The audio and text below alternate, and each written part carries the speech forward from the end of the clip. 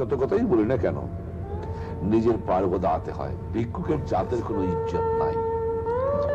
সেই জন্যই নিজের পায়ে দাঁড়াবার জন্যই আজ বাংলাদেশের এই পরিবর্তন আমাকে করতে হয়েছে।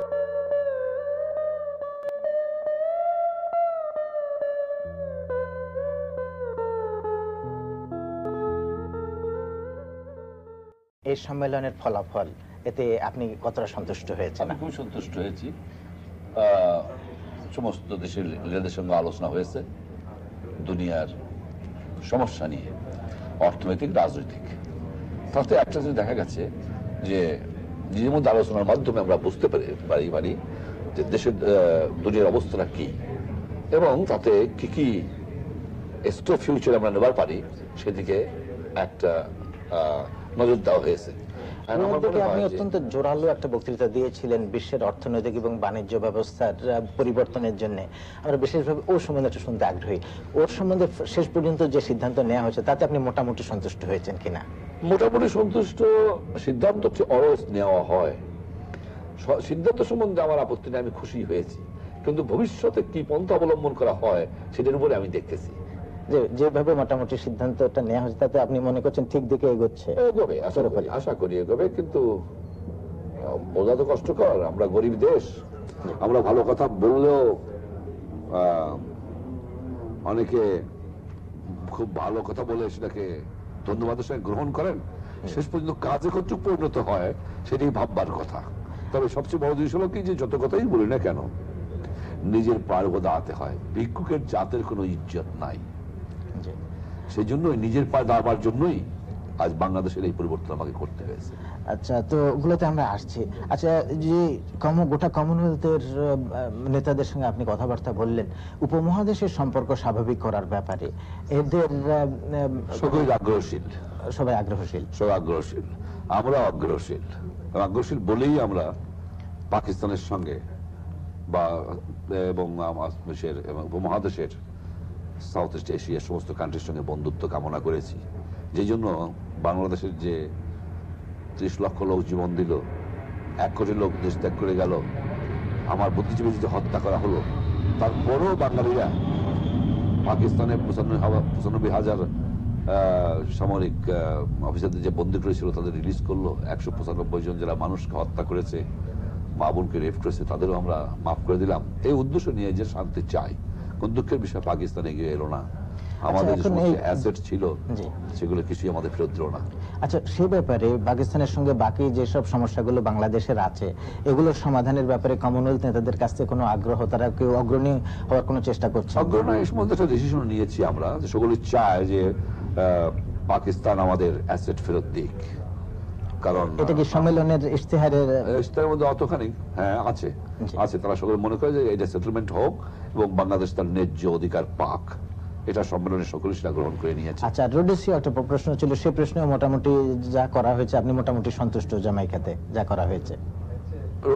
করা হয়েছে আমি সন্তুষ্ট, কিন্তু আমি সন্তুষ্ট সেই দিন হব যেদিন স্মিথ সাহেব রোডেসিয়া ছেড়ে পালায় যাবেন।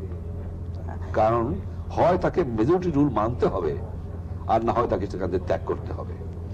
এই বেশি দিন সে টিকতে পারবে না, কারণ ওয়ার্ল্ড এগিয়ে আসতেছে, সিভিলাইজেশনে পদার্থ আছে। মেজরিটি, বিকজ আমার চামড়া কালো, সেই জন্য আমার অধিকার থাকবে না। বিকজ আমার কাছে অস্ত্র আছে, অধিকার রাখবো, সেটা রোডেশিয়াতে বেশি দিন চলতে পারে না। রাষ্ট্রপতি, আপনি স্বাধীনতা দিবসের বক্তৃতা কতগুলো অত্যন্ত গুরুত্বপূর্ণ আপনি নীতি ঘোষণা করেছেন। যেটা আমার কাছে সবচেয়ে বেশি তাৎপর্যপূর্ণ মনে হয়েছে সেটা হলো সমবায় ব্যবস্থা এবং ভূমি সংস্কার। এই সম্বন্ধে আপনার ধ্যান ধারণাটা আমাদের একটু সংক্ষেপে বলবেন? এত অল্প কথায় বলা কষ্টকর। আমার বক্তৃতা আছে, এটা মেহরবানি করে পড়ে এই সম্বন্ধে নিজে কমেন্ট করে দেওয়া উচিত। আচ্ছা, এখানে একটা পলিসি, একটা কান্ট্রি, একটা ফিলসফি, একটা ভবিষ্যতে প্ল্যান, দুই এক কথা বলা কষ্টকর। রাশিয়াস, এটা আমার বক্তৃতা তুমি দেখো, সেটাকে পড়ো, সেটা জনগণকে শুনিয়ে দাও বিবিসির মাধ্যমে, জনগণ বুঝতে পারবে। সম্প্রতি ভারতের সঙ্গে ফরাক্কা নিয়ে একটা মীমাংসা হয়েছে, এটাকে কি আপনি মনে করেন যে দুই দেশের মধ্যে আরো দু একটা যেসব সমস্যা আছে সেসব সমস্যা মীমাংসার পথে? এটা একটা প্রমাণ হয়েছে যে ইচ্ছা করলে যে কোনো সমস্যা টেবিলে বসে সমাধান করা যায়।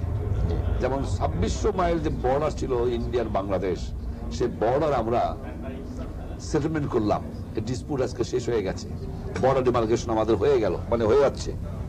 আবার ফারাক্কা নিয়ে যে এতদিন পর্যন্ত যে চিৎকার, সেটাও আমাদের টেবিলে বসে মানে আলোচনার মধ্যে হয়ে গেছে। এইটাই প্রমাণ হয় যে উদ্দেশ্য যদি ভালো থাকে এবং যদি মানুষ চায় যে সমস্যার সমাধান করা যায় আলোচনার মাধ্যমে, তাহলে সমস্ত দুনিয়ার সব সমস্যার সমাধান করা যায় আলোচনার মাধ্যমে এবং টেবিলে বসে। যুদ্ধের প্রয়োজন হয় না। আচ্ছা, আরেকটা শেষ প্রশ্ন আপনাকে করি, যে বাংলাদেশে আপনি সংবাদপত্রের সংখ্যা হ্রাসের জন্য যে আপনি একটা উদ্দেশ্য প্রকাশ করেছেন, তাদের কেউ কেউ একটুখানি সন্তুষ্ট, কেউ কেউ পুরোপুরি সন্তুষ্ট নন। তো এই সম্বন্ধে আপনি আপনার মতামতটা সন্তুষ্ট হবে কেমন করে? ইউ নো যে বাংলাদেশের আমাদের কয়েক পার্সেন্ট লোক শিক্ষিত। তোমার লন্ডনে যতগুলো ডেলিভার না আছে, আমার বাংলাদেশে তার চেয়ে বেশি ডাবল ডেলিভার করছে। এবং সে অ্যাডভার্টাইজমেন্ট, সে কাগজ, ওদের কিন্তু আমি নিউজ প্রিন্ট তৈরি করি। এই নিউজ প্রিন্ট বিদেশে চালান দিলে আমি কিছু টাকা অর্থ পেতে পারি, যে অর্থ দিয়ে আমার যে মানুষ না খেয়ে মরতেছে, আমি তো অস্বীকার করি না, গত দুর্ভিক্ষের সময় আমার ২৭,০০০ লোক না খেয়ে মরে গেছে বন্যার পরে। এই যে লোকগুলো মারা গেল, যদি আমি আমার এখানে কষ্ট করে নিউজ প্রিন্ট বিক্রি করে কিছু খাবার আনতে পারতাম, তো অন্তপক্ষে কিছু লোকে পাঠাতে পারতাম। এটা একটা ফ্যাশন হয়ে গেছে, ব্যবসা হয়ে গেছে একদল লোকের, যে তারা খালি রাতারাতি খবর বাড়ি করেই নিউজ প্রিন্ট ব্ল্যাক মার্কেটিং করে। সেই জন্যই ওটা একেবারে চরমভাবে বন্ধ করে দিয়ে, যে লোক হলাম 20% শিক্ষিত, তাতে হিসাব করলে 5% শিক্ষিত আমরা নই। যেখানে 90%, 100% লোক শিক্ষিত গেট বিটেনে, সেখানে কটা খবর কাগজ আছে? How many daily papers are here, tell me. আর আমার ওখানে কি হয়েছে, আমরা 5% লোক খবর কাগজ পড়তে পারি না, 2% লোক খবর কাগজ পড়ি, 1% লোক খবর কাগজ পড়ি। আমরা রাতারাতি একজনের খবর কাগজ বাড়ি করে কি করি, আমরা নিউজ প্রিন্ট ব্ল্যাক মার্কেটিং করতে চাই। সেইগুলোকে বন্ধ করে এই নিউজ প্রিন্ট বিদেশে বিক্রি করে আমি বাংলাদেশের গরিবের জন্য কিছু খাবার বন্দোবস্ত, জিনিসের বন্দোবস্ত করতে চাই। অর্থাৎ আপনি বলছেন যে এটা বাস্তব প্রয়োজন এবং অর্থনৈতিক প্রশ্ন, এটা সংবাদপত্রের স্বাধীনতা খর্ব করার কোনো চেষ্টা নয়। স্বাধীনতা মানে যদি তোমাকে রেসপন্সিবিলিটি, তোমার যদি লিবার্টি ভোগ করতে হয়, রেসপন্সিবিলিটিও নিতে হবে। তার জন্য না নেবার পরও তোমার কোনো অধিকার নাই। আমার বাংলাদেশের মানুষকে বাঁচাতে হবে, এখানে ফ্রি স্টাইল চলবে না, ফ্রি স্টাইলে বিশ্বাস আমরা করি না।